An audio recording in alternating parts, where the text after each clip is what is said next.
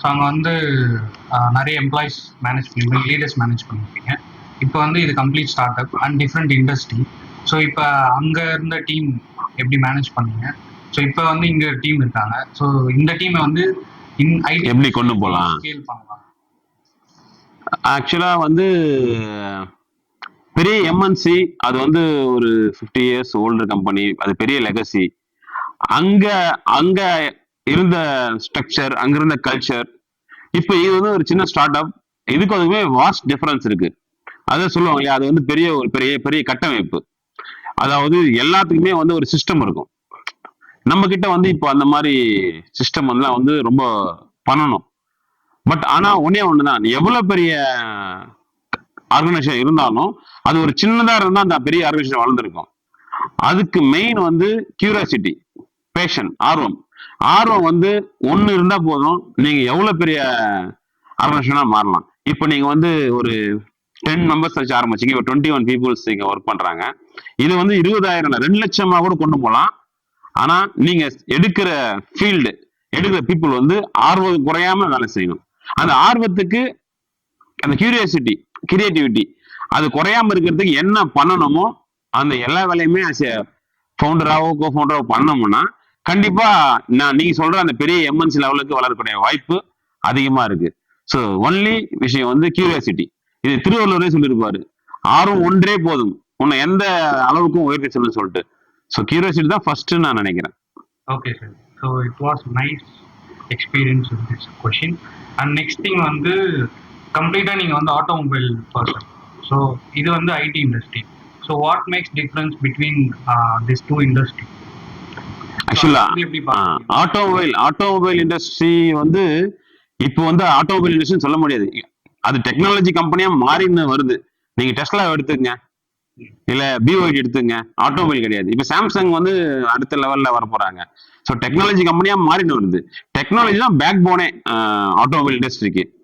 So வந்து நான் வந்து பியூர் மெக்கானிக்கல் இருந்தா கூட டெக்னாலஜி இல்லாம அங்க ஒர்க் பண்ண முடியாது. டெக்னாலஜியோட தான் ஒர்க் பண்ணு, ஒரு சிஎன்சி மிஷின் ஆகட்டும், ஒரு ப்ரோக்ராம் ஆகட்டும், இல்லை ஏதோ டெக்னாலஜியோட ஒன்று கலந்துதான் அது ஆட்டோமொபைல். இப்போ நான் அந்த ஆட்டோமொபைல் அந்த மெக்கானிக் ஃபீல்டு விட்டு பார்த்தா டெக்னாலஜி ஃபீல்டு, அந்த டெக்னாலஜி ஃபீல்டில் ஒர்க் பண்றேன். அது பெரிய டிஃபரன்ஸ் எதுவும் எனக்கு ஃபீல் ஆகல.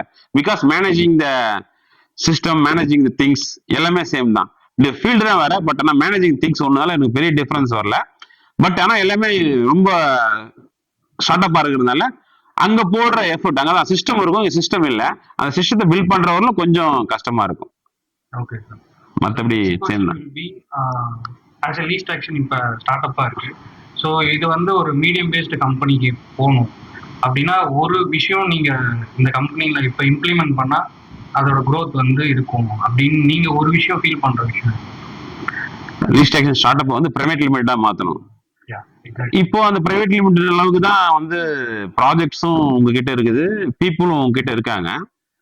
நம்ம வந்து இன்னும் சொசைட்டி ஒரு ப்ராடக்ட் பண்ணோம்னா ஈஸியா பிரைவேட் கம்பெனி மாறிடும். நீங்க வந்து என்னன்னா இப்போ வந்து அதர்ஸ் கம்பெனி சர்வீஸ் பண்ணி கொடுத்துருந்தீங்க. லீஸ்ட் ஆக்ஷன் வந்து சர்வீஸ் ப்ரொவைடரா இருக்கு.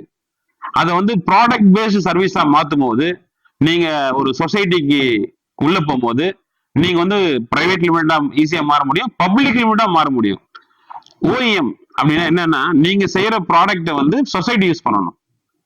இப்போ வந்து ஒரு கார் கம்பெனி இருக்குன்னா அந்த கார் வந்து ஏன் ஓஎம்னா, அந்த கார் கம்பெனி டைரக்டா சொசைட்டி யூஸ் பண்றாங்க, மக்கள் யூஸ் பண்றாங்க.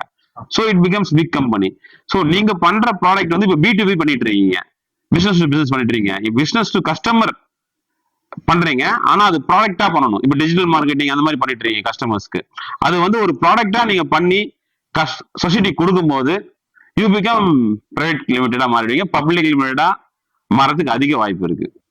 ஒரே திங், நீங்க பண்ற ப்ராடக்ட் மக்கள் யூஸ் பண்ணணும், மக்கள் ரசிக்கணும், மக்களுக்கு அது யூஸ்ஃபுல்லா இருக்கும், ரெஸ்பான்சிபிளா இருக்கணும். That's it. Okay sir. இப்போ வந்து as a least action we have other co founders as well. So இப்போ இந்த கோ ஃபவுண்டர்ஸ்க்கு நீங்க எப்படி ஒரு விஷயம் கைட் பண்ணுவீங்க? So for company growth, individual person growth, அந்த மாதிரி நீங்க பண்ணும்போது என்ன சொல்வீங்க? நான் கோ ஃபவுண்டர் எடுத்ததே வந்து கம்பெனியை கைட் பண்றதுக்கு தான், நான் கைட் பண்றதுக்கு இல்லை. ஏன்னா வந்து நான் கைட் பண்றதுனா என்னுடைய தாட்ஸ் லிமிடெட், என்னுடைய திங்கிங் லிமிடெட், என்னுடைய திங்கிங் தாட்ஸ் டிஃப்ரெண்ட் வேல இருக்கும். எப்பவுமே வந்து மல்டி பர்சனாலிட்டி உள்ள வரும்போது தான் வந்து ஒரு டிஃப்ரெண்டான கிரியேட்டிவிட்டியோ ஒரு இனோவேஷன் வரும். நான் மட்டுமே கைட் பண்ணியிருந்தா வந்து இன்னோவேஷன் கிரியேட்டிவ் ஸ்டாப் ஆகும்னு சொல்லிட்டு தான் அதர் 3 co-founders நான் கூட வச்சுட்டு அவங்களுடைய தாட்ஸ் ஏஜ் டிஃபரன்ஸும் பார்த்தீங்கன்னா டிஃப்ரெண்டா இருக்கும், டிஃப்ரெண்ட் ஃபீல்டு. ஒருத்தர் வந்து டீச்சிங் ஃபீல்டு, ஒருத்தர் மெடிக்கல் ஃபீல்டு, ஒருத்தர் இன்ஜினியரிங் ஃபீல்டு, ஒருத்தர் ரொம்ப யங்ஸ்டர். இதெல்லாம் காரணம்னா இந்த மாதிரி மல்டிபிள் தாட்ஸ் வரும்போது தான் கிரியேட்டிவிட்டி பியூட்டிஃபுல்லா இருக்கும். ஸோ நான் அவங்களை கைட் பண்ண விரும்பல, அவங்க தான் கம்பெனியை கைட் பண்ண நான் விரும்புறேன். That's why I going along with them.